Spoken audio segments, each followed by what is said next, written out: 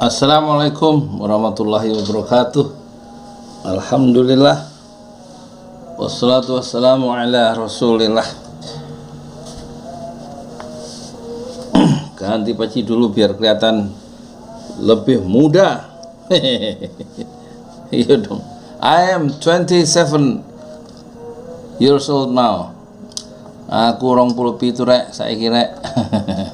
Kita bacakan. Ini kata PPATK soal transaksi 300 triliun pegawai Kemenq. Reporter Mirza Bagaskara, editor Amirullah. Wah, mantap. Gimana sih?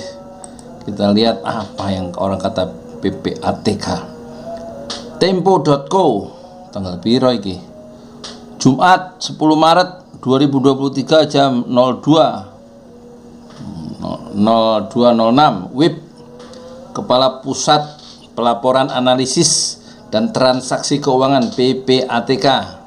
PPATK itu Pusat Pelaporan Analisis dan Transaksi Keuangan, bernama Ivan Yustiavandana, mengatakan pihaknya sudah memberikan informasi mengenai transaksi 300 triliun. Masya Allah, 300 triliun akeh loh Ibu, ke Kementerian Keuangan. Bu Sri Mulyani ngaku laporannya sudah dibaca, ada 36 halaman, nggak ada tuh angka 300 triliun. Ia menyebut data tersebut berdasarkan dari ratusan informasi yang berhasil dihimpun. Jadi Sri Mulyani yang bohong ya ke wartawan. Nggak ada angka 300 triliun, dari mana itu? Saya sudah dapat laporan dari PPATK. Berarti panjenengan belum baca teliti, Mbak Sri. Ya, itu terkait data yang sudah kami sampaikan, hampir 200 informasi hasil analisis atau IAH. IAH itu kepada Kemenq sejak 2009 sampai 2023. Kata Ivan melalui pesan tertulis kepada mana? Kepada Tempo pada Kamis 9 Maret kemarin. Jadi ini laporan selama 15 tahun. Ya. 15 tahun. 300 miliar. Ivan mengatakan temuan PPATK itu Pusat Pelaporan Analisis dan Transaksi Keuangan. Ya, Ivan mengatakan temuan PPATK soal transaksi 300 triliun tersebut juga memuat sejumlah nama di Kementerian Keuangan, sehingga kata dia itulah menjadi alasan PPATK melimpahkan berkas tersebut ke Kemenq. Wah, itu banyak orang-orang situ berarti. Ya, ada 300 triliun bergentayangan selama 15 tahun karena terkait beberapa nama internal Kemenq, ujar Ivan. Dia juga menjelaskan 200 laporan IHA tersebut merupakan hasil data rekap analisis. Selain itu, ia menyebut 200 laporan tersebut didapat dari kurang lebih 600 subjek yang dianalisis. Masuk. Rekap individualnya kan sudah di Itjen Kemenq. Itjen itu apa?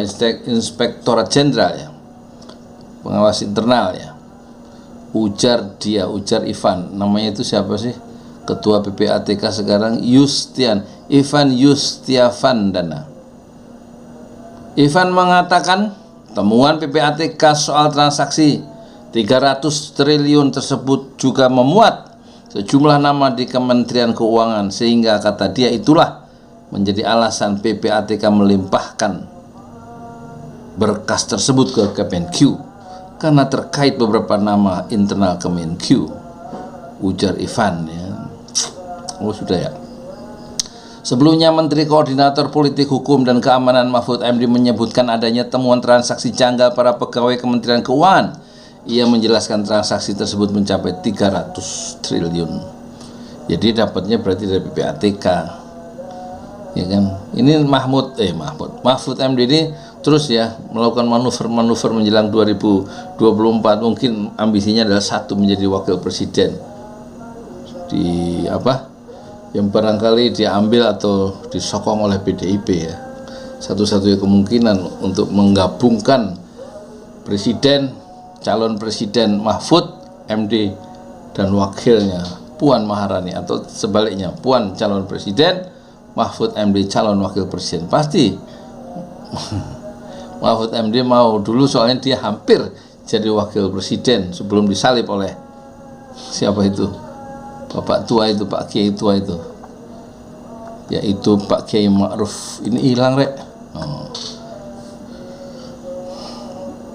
Jadi itu ya perkembangan terakhir. Jadi ada betul transaksi itu 300 triliun, nggak jelas, janggal ya kata PPATK. Ini lembaga resmi negara loh, PPATK, bukan kabar burung gitu. Jadi nggak bisa mengelak lagi, sudah diserang dari sisi itu ya. Citizen civil society menyerang Menteri Keuangan Sri Mulyani, dan Sri Mulyani nggak bisa membalikkan keadaannya. Setelah terbongkarnya ini siapa, Rafael Alun, dan kemudian diblokir 40 rekening dan keluarganya Rafael Alun, dan nilainya 500 miliar. Ternyata itu adalah puncak gunung es. Ternyata transaksi yang janggal itu ada 300 triliun. Ini sama dengan Sambo ya. Sambo setelah Yosua ditembak mati, itu kemudian keluar uang dari rekening Yosua. Jumlahnya nggak kira-kira ya. Ada debit ya. Jadi ada uang di rekening, berarti ada uangnya di debit, keluar uang itu.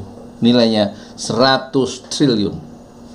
Kata siapa? Kata pakar hukum tindak pidana dan pencucian uang, yaitu Yenti Garnasih atau Garnasih, doktor pertama yang fokus kajiannya adalah TPPU.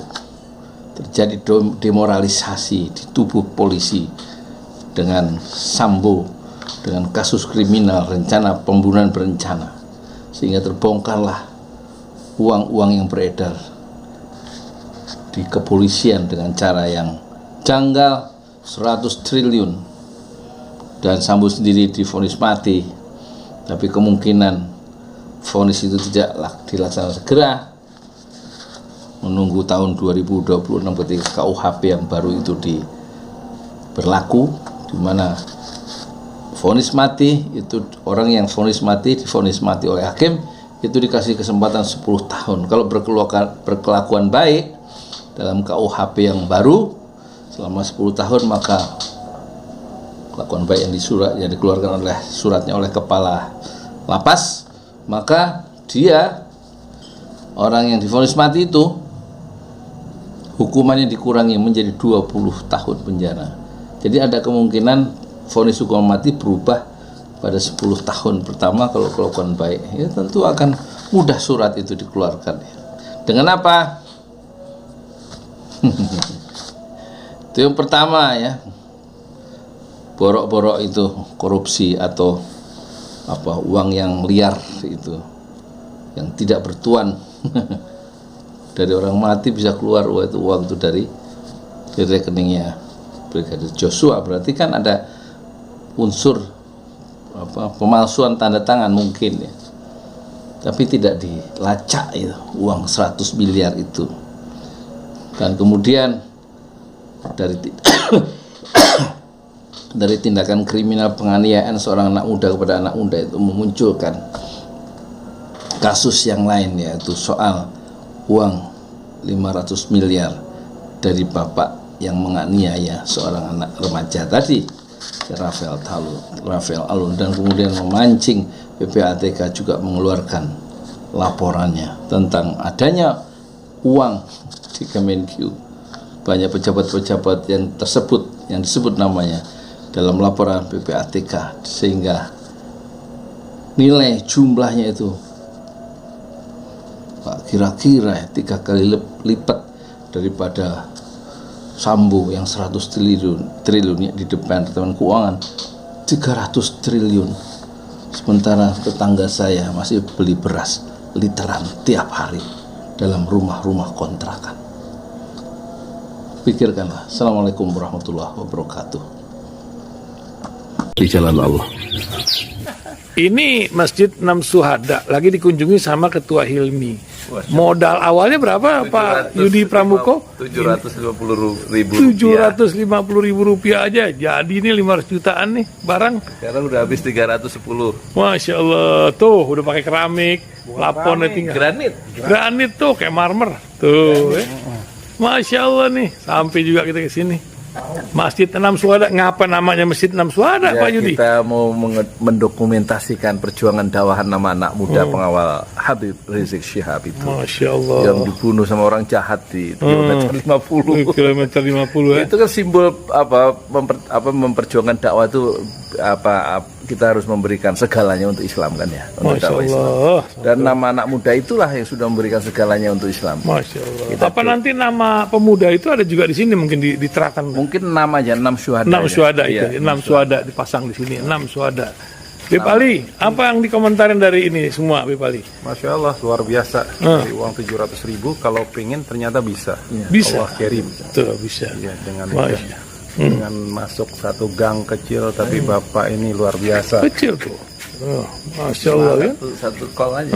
Masya Allah. Perjuangan Pak Yudi Pramuko, YouTuber sejagat paling tua. Tertua di semesta. Tertua di semesta. Masya Allah. Tukang donat. Tukang donat. Tukang donat dari Paru. Ini saya laporkan dari lapangan ini, langsung dari Masjid Enam Syuhada. Masya Allah. Dan ini dia. Dalam lihat ah. Tuh lihat tuh masjidnya, tuh imamnya di situ tuh. Malam-malam lagi kita, Masya Allah, masih kurang nih. Atapnya katanya transfer aja dari rekeningnya di bawah tuh lihat.